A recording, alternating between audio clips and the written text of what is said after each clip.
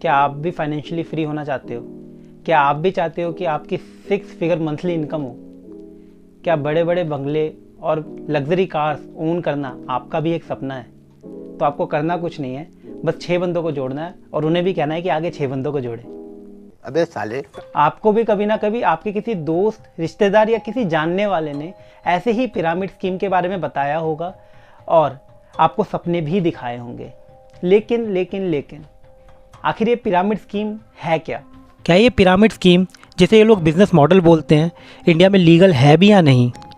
क्या सच में हम जैसे लोग इन पिरामिड स्कीम में ज्वाइन होकर पैसा कमा भी पाते हैं या फिर हमेशा की तरह हमारा यहाँ पर भी सिर्फ कटता ही है? क्या है हकीकत, आइए जानते हैं। तो सबसे पहले समझते हैं कि पिरामिड स्कीम आखिर है क्या। इंडिया में ये सबसे पहले सन 1995 में स्टार्ट हुआ, जहां पर कोई सामान बेचे बिना या किसी को कोई सर्विस प्रोवाइड किए बिना लोग पैसा कमा सकते थे। उनको बस वही करना था। पहले खुद कुछ पैसे देके उस कंपनी को ज्वाइन करना था, उसके बाद अपने नीचे कुछ लोगों को वही सेम चीज पैसे देके ज्वाइन करवाना था। इससे होगा क्या कि कुछ कमीशन आपको और आपके ऊपर के लोगों को बढ़ती रहेगी और एक पिरामिड जैसा स्ट्रक्चर क्रिएट होता रहेगा और आपकी इनकम कंपाउंड होकर आती रहेगी। कहीं कोई इंटरव्यू देने की जरूरत नहीं, किसी स्किल की रिक्वायरमेंट नहीं, आप किस एज ग्रुप से बिलोंग करते हैं या फिर आपका जेंडर क्या है, इससे भी कोई मतलब नहीं। बस आपके पास ज्वाइनिंग फीस लायक पैसा होना चाहिए इन्वेस्ट करने के लिए। फिर क्या है, फिर तो पैसा ही पैसा होगा। कितना अच्छा लग रहा है ना सब सुनकर। बस यही सब तो चाहिए था, सपने यूं ही पूरे होंगे। करियर का क्या है, अपन एंटरप्रेन्योर कहलाएंगे। पढ़ाई लिखाई गई तेल लेने। पढ़ाई लिखाई में ध्यान लगाओ, IAS बनो और देश को संभालो। लेकिन नहीं, आपको तो एंटरप्रेन्योर बनना है। जरा स्पेलिंग सुनाना एंटरप्रेन्योर की। मुझे भी नहीं आती। तुझे आती है? थोड़ी सी आती है। थोड़ी सी क्या होती है? समझो, आपने 6 लोगों को ज्वाइन किया और उन 6 लोगों ने आगे 6 लोगों को ज्वाइन कराया और सिलसिला ऐसे ही चलता रहा। अब अगर हम सिंपल मैथ लगाएं तो हम पाएंगे कि 2.1 बिलियन लोग हो जाते हैं सिर्फ 12वें लेवल पे। इतनी तो इंडिया की पॉपुलेशन भी नहीं है।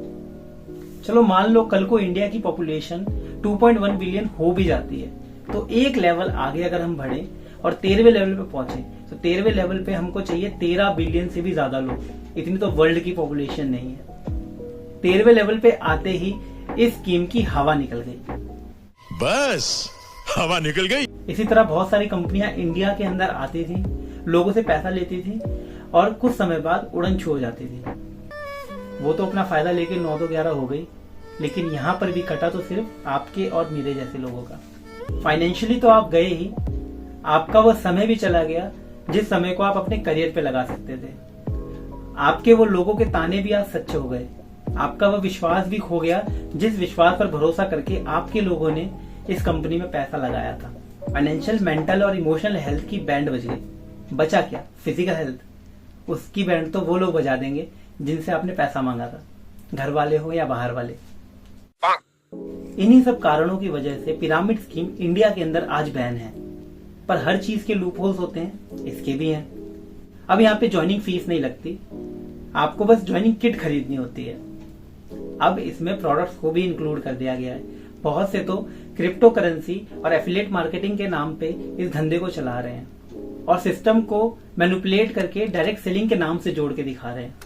मगर इनको आपको प्रोडक्ट बेचने में या क्रिप्टो में इन्वेस्ट कराने में या फिर एफिलिएट मार्केटिंग सिखाने में कोई दिलचस्पी नहीं है।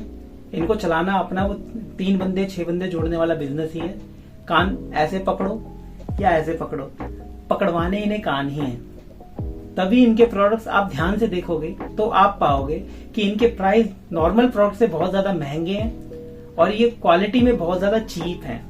और ये क्वालिटी सुधारने के लिए कोई इन्वेस्टमेंट नहीं करते हैं, पैसा खर्च नहीं करते हैं, क्योंकि वो पैसा सेमिनार ऑर्गेनाइज करने में लगा दिया जाता है। आखिर नए बकरे भी तो फंसाने हैं। अब आप ही सोचो, अगर ये लोग दूसरे लोगों को सपने ना बेचे तो आखिर इनकी ये 3rd क्लास प्रोडक्ट कोई क्यों खरीदेगा? असल में लोग होप खरीदते हैं। प्रोडक्ट्स तो फ्री में मिल जाते हैं। इनफैक्ट लोगों को तो ये भी नहीं पता कि उनका आखिर कंपनी में औहदा क्या है। क्या वो डिस्ट्रीब्यूटर है, सेलर है या फिर कस्टमर है? आखिर मैं हूं तो हूं कौन? MLM में 99% लोग अपना पैसा हार जाते हैं। इससे कम रिस्की तो गैम्बलिंग है, जुआ है।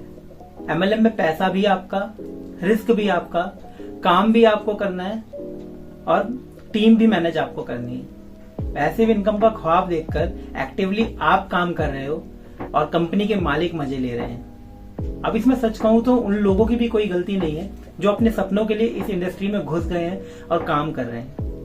उनका माइंड वॉश ही इस लेवल पे हुआ है कि अगर आप उनके भले के लिए उनको समझाने की कोशिश करोगे तो वो आपको समझेंगे।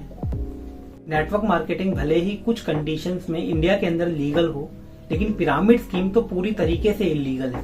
बड़े बड़े सपने लेकर लोग इस इंडस्ट्री में आते हैं, काम करते हैं, मेहनत करते हैं, फिर भी जब उनको उस मेहनत का फल नहीं मिलता है, लोग इनका मजाक बनाते हैं, अपने आप को एक हंसी का पात्र जैसे महसूस करने लग जाते हैं और अपने आप को हारा हुआ देखते हैं। कुछ लोग इस चीज से उभर नहीं पाते और MLM की वजह से बहुत सुसाइड भी करते हैं।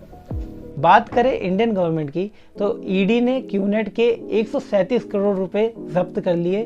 साथ ही साथ एमवे की, जो कि क्या कहते हैं हमेशा कंट्रोवर्सीज में फंसी रहती है, उसके 757 करोड़ के असेट्स सीज कर लिए। ईडी का ये भी कहना है कि जो एमवे कंपनी है वो मनी लॉन्ड्रिंग करती है, ना कि डायरेक्ट सेलिंग करती है। इंडियन गवर्नमेंट तो अपना काम धीरे धीरे कर ही रही है, साथ ही साथ हमें भी एक जागरूक नागरिक होते हुए सतर्क रहना ज़रूरी है।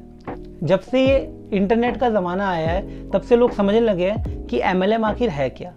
इसीलिए ये लोग अब डायरेक्टली MLM का नाम नहीं लेते, नेटवर्क मार्केटिंग का नाम नहीं लेते। भले ही कोई कोर्स बताने लग जाएंगे, एफिलिएट मार्केटिंग बताने लग जाएंगे या फिर क्रिप्टो करेंसीज के बारे में बताने लग जाएंगे। बस आपको ये बात ध्यान रखनी है कि जहाँ पर भी बात उठे बंदे जोड़ने की, आप सही समय पर समझ लो और वहाँ से कट लो, नहीं तो आपका कट जाएगा। बड़े बुजुर्ग सही कह गए हैं कि पैसे पेड़ पे नहीं उगते और पैसे से इम्पोर्टेंट समय होता है, और जो सफलता होती है वो समय को सही जगह पे इन्वेस्ट करने से मिलती है, ना कि शॉर्टकट ढूंढने से। और अगर गलती से शॉर्टकट ढूंढने की वजह से आपको सफलता मिल भी गई तो वो ज़्यादा लंबे समय तक टिकने वाली है नहीं। बाकी आप समझदार हो गई। इस वीडियो में यहाँ तक बने रहने के लिए धन्यवाद। जय हिंद, वंदे मातरम।